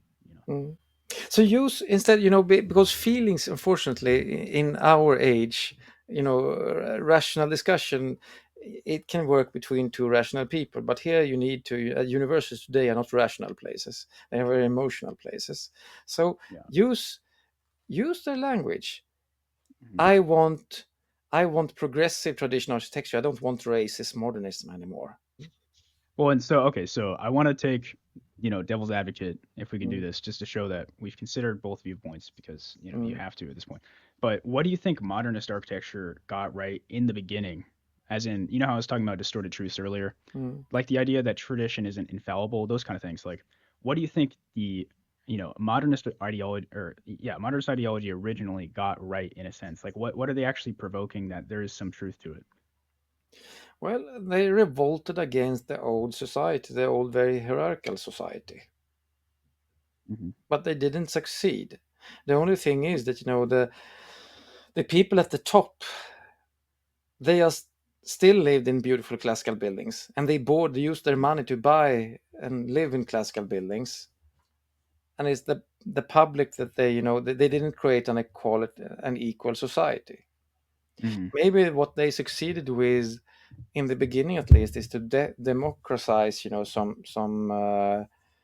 conveniences like water and electricity. But I don't think Hmm. it was necessary to build modernists to get all these things.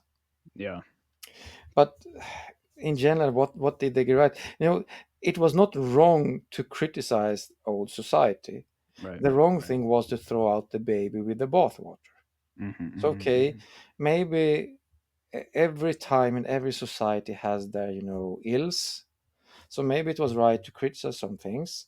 So we reject that, but we keep what works. That's how you get, Hmm. a good societal evolution. It's not that we break with the past, we keep what's good and we reject what's bad.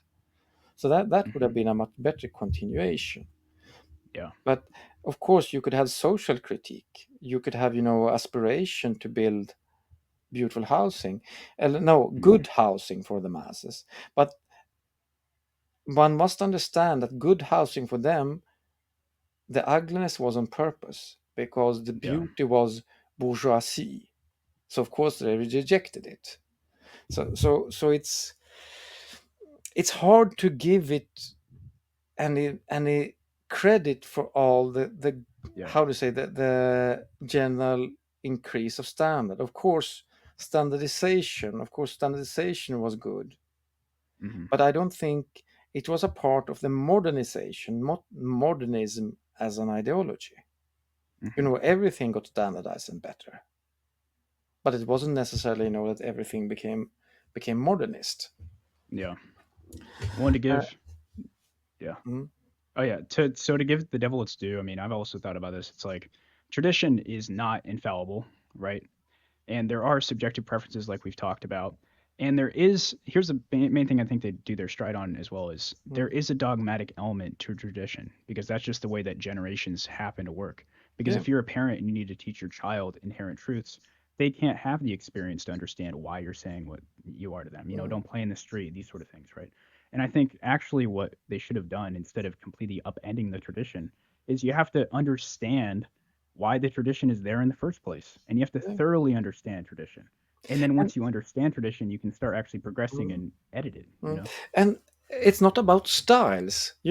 Every Yeah. generation, Art Nouveau style, or Jugend as it's Hmm. called in large part of Europe, uh, it was a revolt against all the revival styles. Right.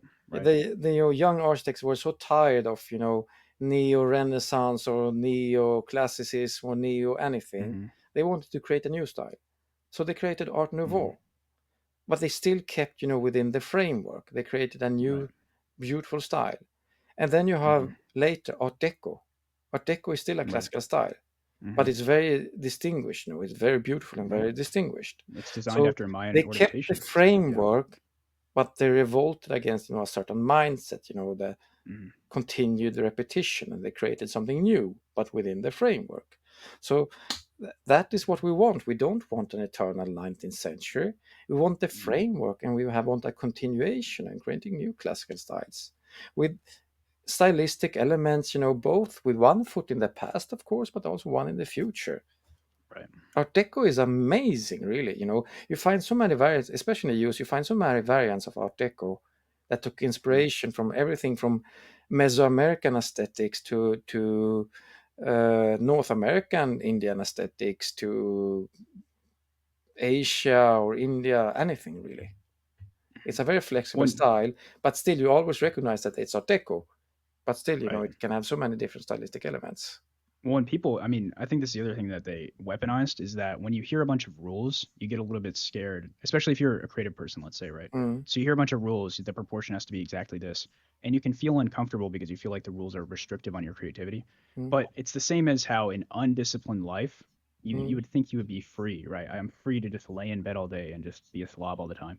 But really, you're not free at all. You're a slave to your own, lower down urges, Yeah, and, and and you I think don't you get have, right rules exist for a reason. They're a way that to you create, right, right. You need the communication framework. between two Yeah. humans in a way that we don't hurt each other and that we understand Right. each other. So it's a framework. So Right. you can't create music if you haven't learned to play the instrument. Hmm. You can't compose a song if you haven't learned to play the Right. instrument.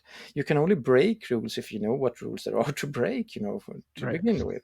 So Yeah. so it's not freedom. Lack of rules does not equal more freedom. It's just chaos, and in chaos you get indifference because not no one knows how to behave. And it's the same thing. Yeah. No one knows how to create because there's nothing to jump from and to create. There's Hmm. nothing to to be creative from, to be Hmm. inspired from, and there's no techniques to use to create Right. this. Yeah. Well, and an undisciplined life is not freedom. No, Freedom is actually having a disciplined life. And the same yeah, goes for all these things. You learn, and also, I mean, I think anybody should do this exercise if they don't believe that there's continuity among these traditional styles. I mean, you take a Japanese column, for example, you mm, take, an Egyptian column, you take a, mm, ancient Greek column, and mm, then you lay them all next to each other and then you draw lines, right? You're mm. going to see that the proportion is generally similar, right? There Yes, might be like a little up and down. And then this is what modernists do too. They say, well, in the Parthenon, they didn't really use the golden ratio because it's 0.0008 off of the proportion. It's mm, like, well, generally it's the same. It's not like you see yes, a massive amount of variance. So there is this inherent sort of framework that you can learn from these systems. And the mm, thing is, it's not culturally contingent. It's going to exist now, it existed then, and it's going to exist for all of human history because yes. we innately perceive the world in the similar way, right? We Mm, take in information unconsciously in a mm. narrative way, right? Yeah, and I can tell you, in the long run, modernism will just be a blip in history. I'm very sure. Yeah. totally convinced that the classical tradition is the future. I rather Hmm. prefer it to be sooner than later because I want to see it during my lifetime. I already see that it's emerged in my lifetime, but I want it to win now because Yeah. what modernism is also a lot of capital destruction. It's so Hmm. much waste. We build so Yeah. much buildings that just will be torn down in 30 years. It's not sustainable, and it's just why are we putting so much money in buildings that will be torn down in 30 years? Right. It's crazy. Oh, that's another good point actually with the most emissions come out when you first build a building. That's a really Yeah, important thing. Like when you first build it, it's not during the lifetime. It's actually when you first build it. So the most unsustainable thing you can do architecturally is build, knock down, rebuild, you know what I mean? yeah, So, so you look at a traditional building, some of them lasted 2000 years. I mean, yeah. right? They Now, not had every building has to 100 last another different year, but purposes. It was an office, yeah. then it was residential building, then it was a museum, then it was this, then it was Mhm. that. Yeah. Yeah. And because they are beautiful and rich in cultural expression, people will always find new use for them because they Right. will fight to fight new use. It's not that Hmm. the buildings are more flexible than a modernist building. It's just that people will make an effort to find Right. a new use for Right. them. Well, that's the other form over function thing. It's like, Yeah. you need a unified sort of point that your building has, right? Mm, But it's kind of okay. So it's kind of like a story, right? If mm, you try to take an entire story that you read, and it's a beautiful, great story, imagine the best book mm, or movie you ever watched, right? And you tried to explain it to somebody in one sentence, do they mm, get a holistic understanding of what you're saying? mm, No, because narrative is you trying to convey information, visually, auditorily, whatever. And this is what the mm, art forms are, right? So music it's spinning a narrative. It's not just one note or the chorus, right? Everything contextualizes itself. So mm, traditional architecture, much like how we dream mm, through narrative. We inherently understand information through narrative, and mm, traditional architecture is fundamentally a narrative. It's like Vitruvius talked about with firmness, commodity, and delight. mm, It's a multitude of things. You cannot distill it down to something mm, so simple and myopic. So what you see uh, with the modernist architecture, the idea of the concept is so low resolution, and what mm, it the mind does not subconsciously like that form of information processing, because mm, if you just have one idea and you completely get rid of everything else, you're left with a building that you know, doesn't speak the unconscious language at all. So yeah, that's why it feels so confusing and so, mm, overly simplistic. And then you lose the entire point of the building in the first place. So, yeah, yeah. yeah. It is. It is a big scam. It's the scam and luckily, our generation, or maybe more your generation, will solve it. Yeah. I tell you, I'm totally convinced that during my lifetime, modernism will be scrapped. Mhm. It will begin in Europe and the US and Latin America, actually, also, and from there it will spread to the rest of the world. So it's just like we have one. I can tell you, in many European countries, at least, especially in Scandinavia, we have won the public. We're winning the politicians. So now what we are fighting for is just find at least one institution where you can go a full 5 program. And I think Mhm. we found it now in Trondheim University. So we're going to send all students from all over Europe to Norway to this university for them to study. That's the final battle. After Yeah. we capture just one institution, then we have won. That's really good news. Yeah. Yeah. Well, and that perfectly weaves into the last section, which is Mm, taking action and looking forward. I mean, so mm, what can individuals do to promote traditional architecture? mm. It's very, very easy. Just know that there is an option. That the ugliness that you see has been a choice. It's not an economic, just awareness. Because when you are aware, you will talk to people. Oh, that's an ugly building. Yeah, architects like it. How to say, in everyday conversation, you will just spread the word that all the ugliness is a choice. That's all that you need to do. So be aware and talk to everyone, and then you are part of the buzz in society. You talk online, you talk with your friends, you talk with your family. Every time you pass a building, it will come up in conversation. You will talk about it. So more people will talk about it. The questioning will begin.